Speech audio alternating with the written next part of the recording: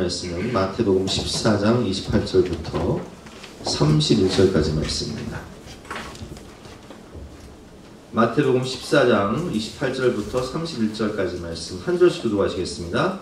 베드로가 대답하기를 주여 만일 주님이시거든 나를 명하사 물 위로 오라 하소서 하니 오라 하니 그가 발쳐내려 물 위로 걸어서 예수께로 가되 바람을 보고 무서워 빠져가는지라 소리 질러 이르되 주여 나를 구원하소서 하니 예수께서 즉 손을 내밀어 그를 붙잡으시며 이르되 믿음이 작은 자여 왜 너희 말을 하시고.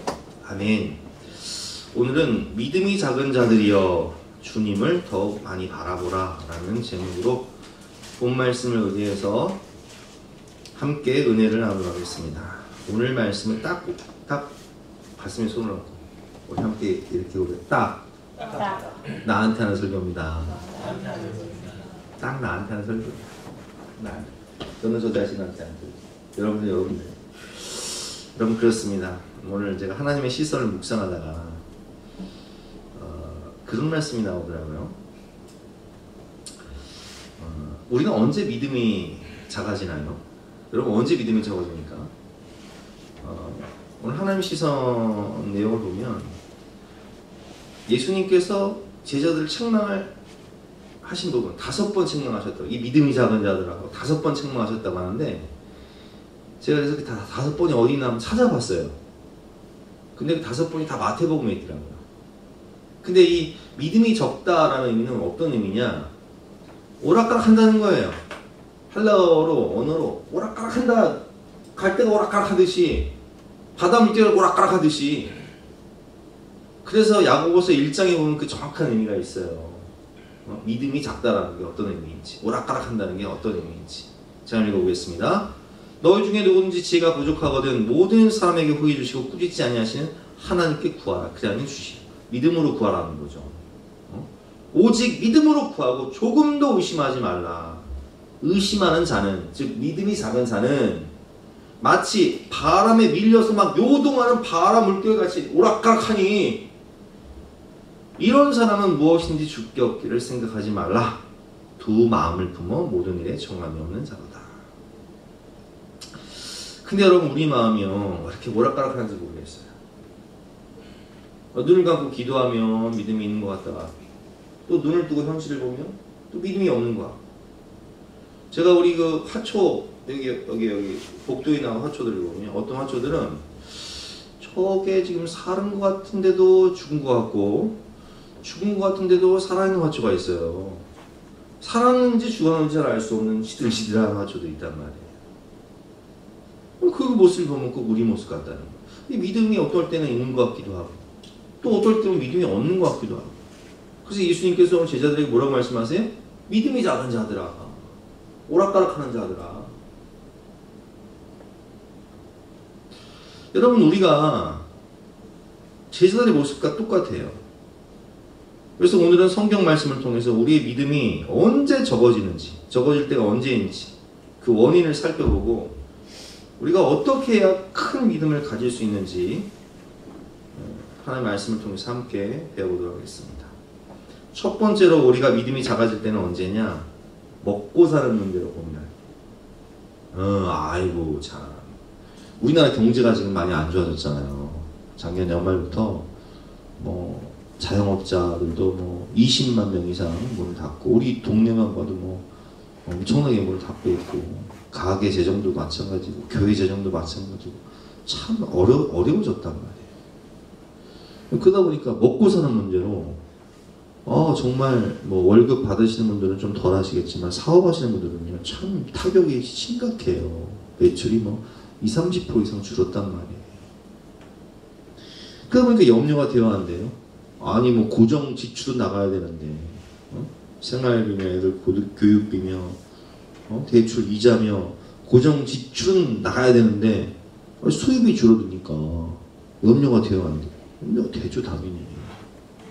그래서 먹고 사는 문제로 고민할 때 예수님께서 뭐라고 말씀하십니까? 마태복음 6장 보니까 여기에 또 믿음이 작은 자들가 나와요. 한번 교독해 볼까요? 오늘 있다가 내일 아궁이에 던져지는 들풀도 하나님이 이렇게 입히시거든 하물며 너일까 보냐? 믿음이 작은 자들아. 31절 시작. 그러므로 염려하여 이르기를 무엇을 먹을까, 무엇을 마실까, 무엇을 입을까 하지 말라. 32절 시작. 이는 다 이방인들이 구하는 것이라. 너희 하늘 아버지께서 이 모든 것이 너에게 있어야 할 줄을 아시느니라. 이 모든 것이 있어야 할 줄을 하나님이 다 아시는데, 공중의 새를 봐라, 들의 백합화를 봐라, 내가 다 입히고 먹이지 않느냐.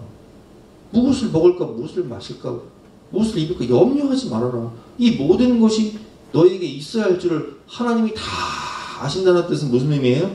다 준비하고 계시고 예비하고 계신다. 근데 왜 믿음이 이렇게 적냐? 한번 생각해 보세요. 여러분 한번 생각해 보시죠. 저나 여러분, 난 처음에 이 땅 가운데 태어날 때 뭐 가지고 나오신 분 계세요? 없죠. 우리 다 빈손으로 왔잖아요. 그렇죠? 그리고 여러분 생각해 보세요. 우리가 더 생각해 보면 정말 더 아무것도 없을 때, 정말 어디로 가야 할지 몰라가지고 눈물 흘릴 때가 있었어, 없었어? 있었어. 그런 데도 있었어. 근데 그때도 하나님 지켜주셨어요, 안 지켜주셨어요? 지켜주셨잖아요. 어려운 시기에도 하나님이 이 모든 것이 있어야 할 줄을 다 아시고, 먹을 거, 입을 거, 마실 거, 애들 교육비며 생활비며 대출이자며 다 채워주시고 먹이시고 입히셨는데, 하물며 너희께 보냐? 믿음이 작은 자들아, 너희는 하나님의 자녀 아니냐? 이렇게 말씀하시는 거예요. 근데요, 우리는 먹고 사는 문제가 참 이게 예수님이 무슨 말씀을 하시면 그거를 또 먹고 사는 문제를 해석을 해버려. 또 믿음이 적은 자들하고 어디 나오나 보니까 마태복음 16장에 예수님께서 건너편으로 갈릴리 바다 건너편으로 가실 때 떡 가져가기를 잊었더니 예수께서 이르시되, 자, 여러분 바다 건너편으로 가면 뭘 가져가야 돼요? 도시락 싸가야 될 거 아니에요. 도시락. 떡을, 당시에는 떡이 도시락이잖아요. 이거 안 챙기면 못 먹는 거예요. 근데 예수님께서 6절 말씀에 보니까 이르시되 삼가 바리새인과 사두개인들의 누룩을 주의하라 하시니, 누룩이 나오니까 제자들이 아이고 깜빡했네. 빵 만들려면 뭐가 필요해요? 밀가루하고 누룩이 있어야 하잖아요. 밀가루하고 누룩 반죽해가지고 불에 구우면 떡 되는 거잖아요. 그러니까 아이고 떡 안 가져왔네. 이거 논의하는 거예요 지금. 야, 떡 간당 누구냐? 오늘 도시락 누가 챙겨야 돼 이거? 싸는 거 누가 갖고 왔어? 이렇게 막 싸우고 있는 거예요.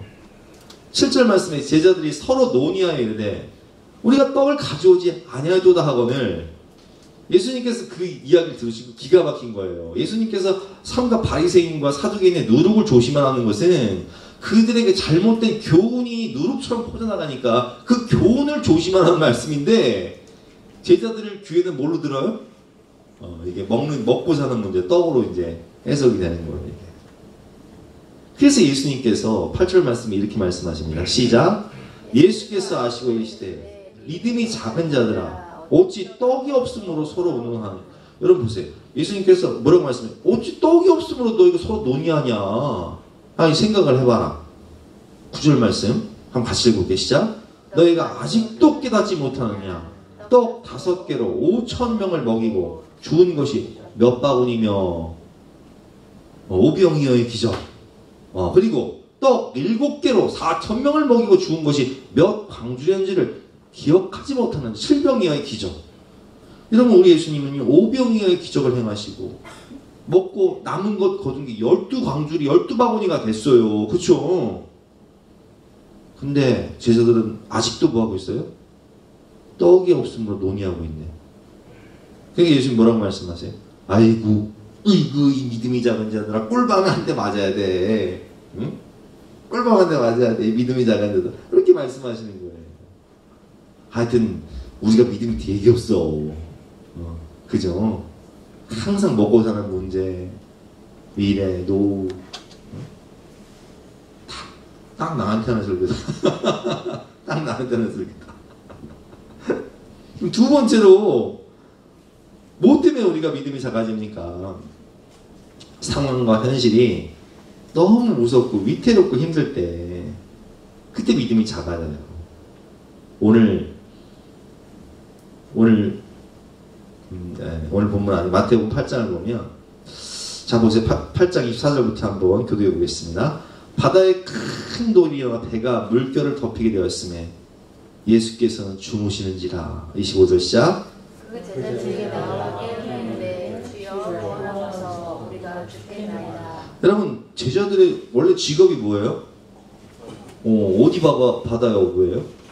갈릴리 바다. 그러면 이 제자들은요, 이 베테랑 어부들이기 때문에, 어부들은요 하늘을 보면 알아요. 이 물결이 이게 도무지 작은 물결인지 큰 물결인지 살 수 있는 물결인지 죽을 물결인지를 안단 말이에요. 전문가들 한마디로. 근데 베테랑 어부디였던 이 제자들이 지금 풍랑을 만났는데, 이 풍랑은 어떤 풍랑이에요? 아이고, 이건 이제 도무지 살 소망이 없어요. 왜냐면 큰 파도가 일어나서 배가 그냥 물결에 덮여버렸어요. 막 뒤집어질 위기. 한순간에 뒤집어지면 다 그냥 수장되는 거예요. 이 전문가들이 볼 때 이거는 진짜 죽을 위기예요. 이건 경제 전문가들이 볼 때 죽을 위기요. 외교 전문가들이 볼 때, 정치 전문가들이 볼 때, 와, 이거 죽을 위기요. 여러분 어떠세요? 요즘 뉴스 보면 어때요? 아이고, 이놈의 전쟁은 뭐 이렇게 그냥 세계 곳곳에서 끊이지가 않아. 아주 그냥. 좀 잠잠해지나 했더니 또 전쟁이고 또 전쟁이고. 정치, 경제, 전쟁, 외교. 전문가들이 볼 때 아주 그냥 답답하다는 거예요, 지금. 근데 여러분, 우리 예수님은 어디 계세요? 24절. 예수님은 어디 계세요? 그 배에서 주무시고 계세요. 여러분, 그 배에 누가 타고 계세요? 예수님 타고 계세요. 그럼 다시 한번 질문해볼까요? 우리 안에 누구 계세요? 우리 교회 누구 계세요? 예수님 계시고. 우리 가정에 누구 계세요? 예수님 계세요. 근데 우리가 아주 그냥 난리 법석 치는 거예요. 예수님 우리와 함께 계시는데 그 주님은 안 보이고 상황과 현실만 크게 보여.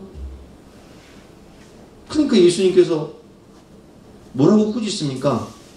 26절 시작. 예수께서 이르시되 어찌하여 무서워하느냐, 믿음이 작은 자들 하시고 곧 일어나사 바람과 바다를 꾸짖으시니 아주 잔잔하게 되거든요. 여러분, 우리 예수님은요 천지를 창조하시고 역사를 주관하시고 모든 자연, 모든 피조세계를 다스리시고 통치하시는 분이세요. 근데 그 주님이 그 배에 우리와 함께 타고 계신데 우리는 뭐 이래 죽겠다 저래 죽겠다, 전문가적 입장으로 봐서 이건 안 된다, 이렇게 따지고 분석하고 곡소리하고 있는 거예요. 아니 맨날 죽겠다 그냥 곡소리하고 있는 거예요. 그러니까 주님 뭐라고 말씀하세요? 믿음이 작은 자들아, 믿음은 어떠다 팔아먹었냐, 네 눈에 내가 안 보이냐. 오늘 본문이죠. 자, 예수님이 물 위로 걸어오시잖아요. 제자들이 막 갈릴리 호수에 있는데 예수님 막 제자들을 사랑하는 마음 물 위로 걸어오시는데 유령이다, 무서워서 유령이다 하는데 예수님 뭐라고 말씀하세요? 내니 두려워하지 말아라, 나다, 두려워하지 말아라. 근데 우리 또 베드로 형님이 또 사나이 대장부 베드로 형님이 또 한마디 이때 또 잘난 체 한번 하시잖아요. 뭐라고 말씀하십니까? 베드로가 대답하여 이르되 주여, 만일 주님이시거든 나를 명하사 물 위로 오라 하소서. 나도 물 위로 한번 걷고 싶습니다. 이렇게 또 이렇게 호언장담하는 거죠. 예수님 뭐라고 말씀하시고 오라, 한번 와라, 오라 하시니 베드로가 배에서 내려 물 위로 걸어서 예수께로 가되, 자, 베드로가 정말 물 위를 걷습니다. 예수님 말씀하시니까 예수님은 천지를 창조하시고 뭐 물을 포도주로 만드시고 죽은 자를 살리시는 만왕의 왕이시고 모든 법칙을 만드시니 우주 법칙을 만드신 분이시니까 그냥 물 위로 걸으라 하는 순간 베드로가 물 위로 건단 말이에요. 자, 예수님께 집중해서 이 젖 먹는 아이가 엄마에게 집중하듯이 예수님만 집중해서 딱 갈 때는 무리를 걸었어요. 그런데 제정신이 돌아왔어. 그러니까 뭐가 보여요? 현실이 보여 이제. 상황이 보여. 근데 상황을 보니까 어때요? 바람이 막 아까 좀 전에 그 본 모습은 막 풍랑이 막 확 치는 거예요. 물이 막 나를 덮칠 것 같은 거예요. 근데 여러분 바다가요, 관리바다가 수심이 얼마나 깊어요? 수백 미터란 말이에요. 아니 무서워가지고 갑자기 공포가 확 밀려오는 거예요. 죽을 것 같은 공포가 확 밀려오는 거예요. 바람을 보고 무서워 빠져가는지라 소리질러 이르되 주여 나를 구원하소서. 예수께서 즉시 손을 내밀어 그를 붙잡으시며 이르시되 믿음이 작은 자여 왜 의심하느냐. 여러분 우리가요 이렇다니까요. 주님과 함께 있으면서도 주님이 안 보여요. 주님이 오라 명령하셨으면 되는 건데 물 위를 걷던 그 능력은 그 주님은 바라보지 않고 바람을 보고 파도를 보고 상황을 보고 현실을 보고 그러니까 막 두려움이 몰려와. 그 예수님께서 뭐라고 말씀하세요? 믿음이 작은 자요 마음이 오락가락하는 자요 왜 의심하였느냐 이렇게 말씀하시는 거예요. 여러분 상황이 아무리 어려워도 주님 내 안에 계시잖아요. 온 세상 날 버려도 주 예수가 안 버려 끝까지 나를 돌아보신다 말씀하셨잖아요. 왜 걱정하느냐? 왜 슬퍼하느냐? 아무 염려 말아라. 큰 어려움에도 큰 아픔이 있어도 내가 너와 함께 하리라. 내가 너를 붙잡아 주기 말씀하시잖아요. 마지막으로 우리가 언제 또 믿음이 없어지나요? 헛되는 것에 마음이 뺏겨 기도하지 않을 때 헛된 것에 빠져 마음이 뺏겨서 기도하지 않으면 믿음이 떨어져요. 자, 제자들은요 마태복음 10장을 보니까 예수님께서 능력을 주세요. 마태복음 10장 1절 시작. 예수께서 그의 12제자를 부르사 더러운 귀신을 쫓아내며 모든 병과 모든 약한 것을 고치는 권능을 주시니라. 그래서 제자들이 둘씩 파송해서 전도하러 나갔을 때는요 귀신 쫓아내고 병자를 고치고 모든 약한 것을 고치고 성령의 권능으로 막 역사가 일어났단 말이에요. 이건 이제 옛날 얘기. 이때는 막 기도 열심히 하던데요.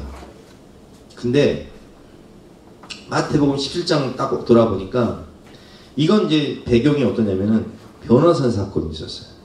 그 변화산 사건 아시죠?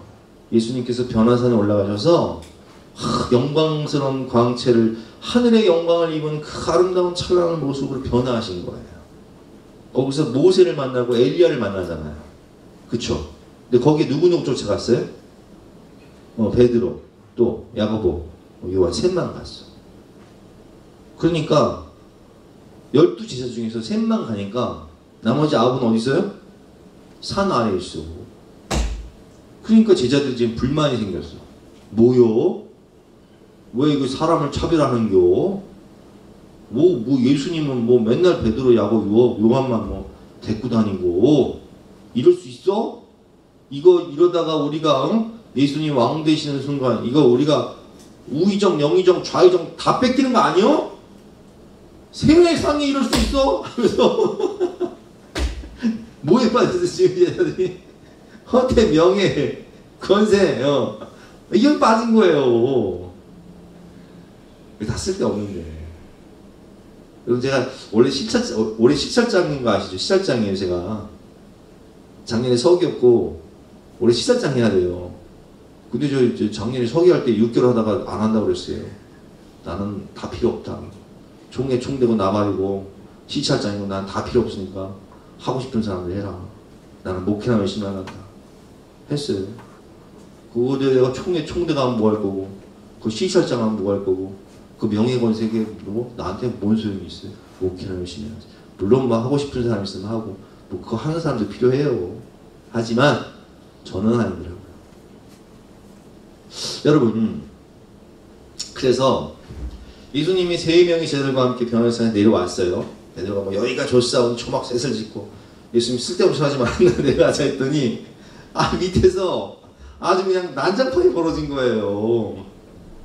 어떤 사람이 귀신 들린 아들을 데리고 왔는데 이 아이가 막 불에도 들어가고 막 물에도 들어가고 막 수시로 막 아들이 막 그런 일을 벌이니까 아빠 마음이 억장이 무너지는 거야. 그래서 예수님의 제자들한테 딱 데리고 와서 고쳐달라고 하는데, 자, 우리 아까 말씀 배웠죠? 예수님이 제자들에게 이 병을 고치는 권능, 마귀, 귀신을 쫓는 권능 주셨어요? 안 주셨어요? 줬어. 옛날에 쫓았어요? 못 쫓았어요? 쫓았어. 근데 지금은 뭐 하고 있어요? 이거 못 쫓아. 왜? 세상의 헛된 것들 바라보느라고 이제는 그냥 막 분주여, 마음이 복잡혀. 그냥 능력이 사라져 버렸어. 그들이 무리에게 이르되 한 사람이 예수께 와서 꿇어 엎드려 이르되 주여 내 아들을 불쌍히 여기소서. 그가 한절로 심히 고생하여 자주 불에도 넘어지고 물에도 넘어지는지라 내가 주의 제자들에게 데려왔으나 능히 고치지 못하더이다. 예수님 답답하신 거예요. 제자들이 그게 오락가락 하는 거예요. 그래서 예수님께서 17절 말씀 같이 한번 읽어보겠습니다. 시작. 예수께서 대답하여 이르시되 믿음이 없고 패역한 세대여 내가 얼마나 너희와 함께 있으며 얼마나 너희에게 참으리요 그를 이리로 데려오라 하시니라. 믿음이 없고 패역한 세대야 내가 얼마나 너희를 참아야 돼. 도대체 얼마나 내가 너를 기다려줘야 되냐. 그리고 이제 예수님께서 그 자리에서 꾸짖으시니 귀신이 나가고 아이가 그때부터 낫습니다. 이때 제자들이 조용히 예수께 나와 이르되 우리는 어찌하여 쫓아내지 못하였나이까. 이르시되 너희 믿음이 작은 까닭이니라. 믿음이 오락가락하는 까닭이니라. 바람에 밀려도 오는 바다 물결같이 믿음이 오락가락하는 까닭이니라. 아니 주님만 바라볼 때는 그 능력이 나왔어요. 근데 뭐 세상 명예 권세 부귀 영화 다 바라보고 쓸데없는 거 바라보고 다니니까 오락가락하니까 능력이 사라져버린 거예요. 진실로 너에게 이르노니 만일 너에게 믿음이 겨자씨 하나만큼이라도 있어도 이 산을 명하여 여기서 저기로 옮겨지라 하면 옮겨질 것이요 또 너희가 못할 것이 없으리라. 자, 오늘 결론 말씀입니다. 자, 마태복음 5번의 책망의 말씀, 믿음이 작은 자여, 이 말씀으로 정리해봤어요. 왜 그래요? 여러분, 큰 믿음을 가져야 할 제자들, 세상을 변화시키고 인류를 구원해야 할 이 제자들이 기대치에 미치지 못할 때 주님이 책망하시는 거예요. 세상을 변화시키고 인류를 구원해야 될 제자들이 먹고 사는 문제요. 무엇을 먹을까? 무엇을 마실까? 무엇을 입을까? 요거 걱정하고 있고, 바리새인과 서기관들이 노릇 조심해라 했더니 아이고 떡 안 갖고 왔네. 담당 누구요? 싸고 있고. 그리고 상황과 현실을 바라보면서 전문가, 나름대로 전문가인 그들이 분석을 할 땐 이건 죽겠는 거지. 그러면서 우리와 함께 하시는 예수는 못 보는 거예요. 그 문제보다 크신 주님이 우리와 함께 계시는데 이 모든 것을 있어야 할 줄을 하나님이 다 아신다고 말씀하시는데 하나님께 받은 능력은 다 팔아먹고 헛된 것에 빠져가지고 헛된 세상 것에 빠져가지고 썩어질 것에 빠져가지고 능력을 상실해버린 거예요. 그래서 결론이 뭐냐? 오늘 제목이 뭐죠? 믿음이 작은 자들이여 주님을 더욱 많이 바라보라. 주님을 더욱 많이 바라보고 믿음으로 승리해야 되는 거예요. 여러분 이거 뭔지 아세요? 우리 교회 복도에 있었던 화분이에요. 근데 겨울에 여러분 다 뭐 식사 봉사하시니까 저 큰 베란다 나가다 보면 여기 저 문 앞에 있던 화분이 이게 시들시들해가지고 잎이 널해가지고 다 빠지고 뭔데 여기 소갈머리 없는 것처럼 잎이 다 빠져버리고 제가 이 화분을 볼 때 너는 도대체 산 거냐 죽은 거냐 살았는지 죽었는지 알 수가 없더라고요. 근데 이놈을 제가 여기 뒤 테라스에다가 내놨어요. 한 달 전에. 그러니까 거기서 햇빛을 많이 보잖아요. 햇빛도 보고 또 비도 맞아요. 희한하게 수돗물이 아니라 빗물을 또 맞아야 돼요. 화분. 햇빛도 보고 빗물도 맞으니까 아이 부활했어. 확 부활했어요. 근데 제가 이걸 보고 느낀 게 뭐냐면은 이 식물은 해를 바라봐야 되잖아요. 그쵸? 근데 우리의 영은 누구를 바라봐야 돼요? 하늘을 바라보고 주님을 바라봐야 돼요. 그 영이 확 살아. 그래서 주일날 그런 말씀 드렸잖아요. 접촉점이 중요하다. 예수님과의 접촉점이 중요하다. 주님을 바라보고 믿음으로 말씀 듣고 묵상하고 기도하고 예배 드리고 자꾸 이 주님을 바라보게 되면 믿음이 강해져. 상황과 현실을 두려워하는 게 아니라 그 문제보다 크신 하나님을 바라보게 돼요. 먹고 사는 것이 문제가 아니라 먼저 그 나라와 그의 의를 구하게 되는 거예요. 세상의 헛된 것을 바라보는 것이 아니라 우리 인생의 본질적인 목표와 내가 해야 할 사명이 보이는 거예요. 확 살아요. 이렇게 확 살아요. 그래서 우리가 정말 여러분 믿음이 작은 자들이요 더욱 주님을 바라보라. 그러나 믿음이 작아질 수 있어요. 우리도 제자들의 모습 꼭 나한테 하는 설교라고 말씀드렸잖아요. 저도 똑같아요. 자꾸 뉴스 보고요, 뭐 유튜브 보고 그러면 믿음이 떨어져. 경제 상황 보고 먹고 사는 문제 생각하면 믿음이 떨어져. 세상에 헛된 거 따라다니다 보면 믿음이 떨어져. 그러나 우리 주님을 바라보면 믿음이 강해져요. 잃었던 생명력이 다시금 막 영혼이 솟아오게 되는 거예요. 주신 말씀 붙잡고 우리 찬양하고 기도할 때 주품에 품으소서. 우리 함께 찬양하고 더욱 주님을 바라볼 수 있도록 주님과 동행할 수 있도록 주의 마음과 생각을 붙잡아 주시옵소서. 함께 찬양하고 기도하도록 하겠습니다.